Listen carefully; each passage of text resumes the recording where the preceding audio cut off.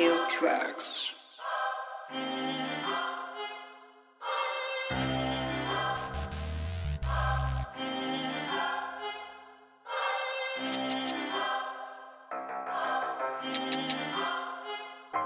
Bag picioare în ei de bani, vreau să fac asta pentru fan. Poate cu timpul peste ani o să ajung unde vreau eu.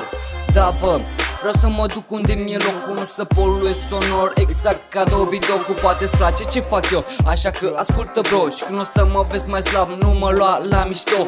Fac muzică, vreau să dau piese cu mesaj, dar nu de la te tai și te bag în portbagaj. Sunt un băiețaș normal și nu pozez în gangsta. Nu sunt ca o tipă, bă, ce comentează ca proasta. Am învățat din greșeli și o las mai ușor cu gura, dar se pare că alții o tot folosesc într-una. Dacă tu ești cu mine, ridic o mână sus, ridic o mână sus, ridic o mână sus. Am destul timp cu rapul, soarele nu a apus. Ridic o mână sus, ridic o mână sus.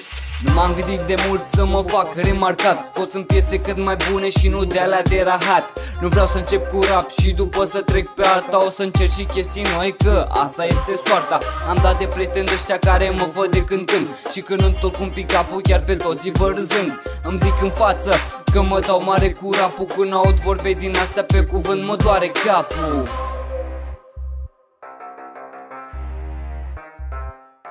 Mă gândeam la bogăție când m-am apucat de rap, și acum fac tot muzică și nu iau măcar un franc. Eu mă gândesc mare să ajung printre cei buni. Ăsta e adevărul, frate, nu sunt vise, nu-s minciuni. Am învățat de mic, să fii bun trebuie muncă. Dacă dai 50% e prea puțin, nu o să ajungă. Trebuie să dai 100% și o bucată din tine. Când te vezi acolo sus, nu te gândi numai la tine.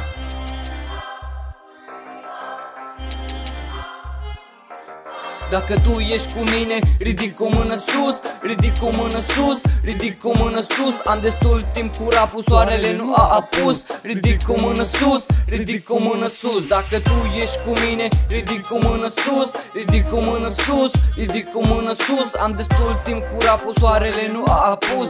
Ridic o mână sus, ridic o mână sus. Dacă tu ești cu mine, ridic o mână sus, ridic o mână sus, ridic o mână sus. Am destul timp cu rapul, soarele nu a apus. Ridic o mână sus, ridic o mână sus.